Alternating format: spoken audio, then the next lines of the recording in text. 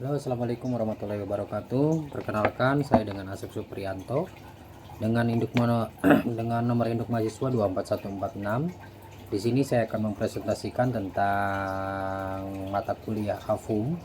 Di sini saya akan presentasikan tentang pterygium.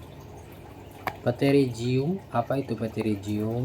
Menurut definisinya, pterygium itu adalah suatu pertumbuhan jaringan fibrovaskular berbentuk segitiga di permukaan mata yang sering dimulai dari sudut bagian mata bagian dalam atau nasal dan dapat meluas ke kornea.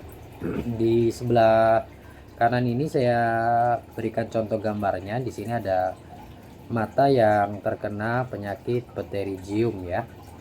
Di sini sudah mulai masuk ke kornea jaringannya. Lalu selanjutnya di sini faktor penyebab atau faktor resiko terkena penyakit pterygium. Yang pertama yaitu karena paparan sinar UV yang tinggi, terutama dari sinar UV atau sinar matahari yang langsung ya. Lalu yang kedua ada iritasi kronis. Nah, iritasi kronis itu paparan jangka panjang terhadap angin, debu, pasir, ataupun polusi udara yang menyebabkan iritasi mata.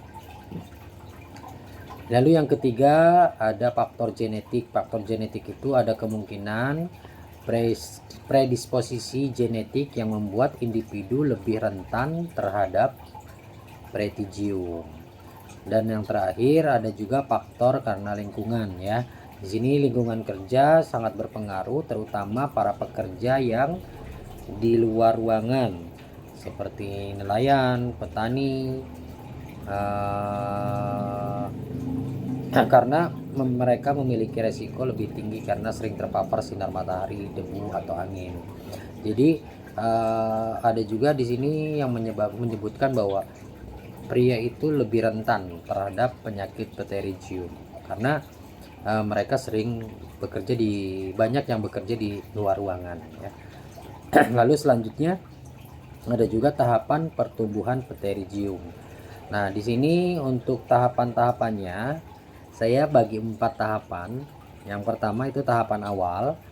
Nah, tahapan awal itu pertumbuhannya masih kecil pada konjungtiva yang belum mencapai ke kornea. Jadi masih di ujung ya, masih sedikit. Jadi tidak ada gejala yang signifikan. Jadi hanya iritasi atau mata merah aja gitu. Terus yang kedua ada tahapan menengah atau grade 2. Nah, di sini pertumbuhan jaringan mulai memasuki kornea, tetapi memang belum mencapai ke pupil. Jadi di sini untuk di tahapan menengah ini gejalanya itu seperti mata merah. Jadi ada perasaan seperti ada benda asing ya, dan ketidaknyamanan mulai dirasakan. Jadi di tahapan kedua ini itu pertumbuhan jaringan sudah mulai masuk ke kornea gitu ya. Tapi memang belum masuk ke pupil, jadi masih separuh atau 25%-nya ya. Lalu yang ketiga ada tahap lanjut. Tahap lanjut ini pterygium itu udah pterygium itu sudah menutupi sebagian besar kornea dan atau mendekati atau mencapai area pupil. Jadi sudah menutupi pupil. Di sini penglihatan itu gejalanya sudah mulai terganggu akibat distorsi kornea atau penglihatan visual. Lalu yang terakhir ada tahap yang sudah parah atau yang masuk ke grade 4 ya. Di sini pertumbuhan jaringan pterygium itu sudah menutupi sebagian besar atau seluruh pupil. Penglihatan gejalanya itu penglihatan sudah sangat terganggu dan kondisi ini memerlukan intervensi bedah.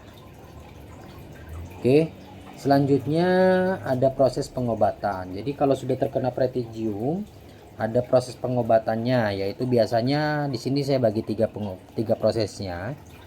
Untuk yang masih tahap awal pterygium itu pengobatannya bisa dengan pengobatan topikal atau untuk kasus ringan di sini biasanya hanya dengan obat tetes ataupun obat salep. Jadi obat tetes itu biasanya untuk mengurangi peradangan atau iritasi. Lalu ada untuk salep, untuk beberapa kasus salep juga digunakan untuk mengurangi peradangan. Lalu ada juga prosedur bedah. Nah, prosedur bedah ini untuk kasus yang sedang hingga parah. Nah, yaitu untuk adanya pengangkatan pretigium. Prosedur bedah dilakukan untuk mengangkat jaringan pretigium jika sudah mengganggu penglihatan atau menyebabkan iritasi yang parah. Lalu ada juga transparansi konjungtiva. Jadi setelah pengangkatan, dokter sering menanamkan konjungtiva sehat dari bagian mata yang lain untuk mencegah pretigium kembali tumbuh, gitu ya. Lalu ada juga perawatan pasca operasi. Nah, perawatan pasca operasi, pasien perlu menggunakan obat tetes mata untuk mencegah infeksi atau mengurangi peradangan. Pencegahan terhadap pretigium kembali tumbuh dengan menghindari paparan sinar matahari langsung dan debu. Mungkin sekian paparan dari saya. Terima kasih atas perhatiannya. Assalamualaikum warahmatullahi wabarakatuh.